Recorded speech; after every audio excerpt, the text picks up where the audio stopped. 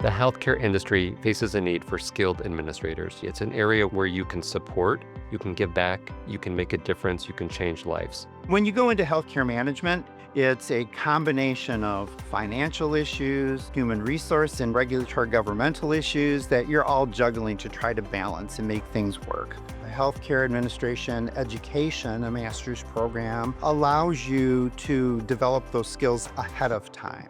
There are both those clinical and those non-clinical roles. Maybe you're in IT or maybe you're in finance. That all correlates into healthcare. Coursework is delivered in an accelerated virtual format with a focus on domestic and worldwide healthcare leadership. I love how flexible this program is because I'm still able to work.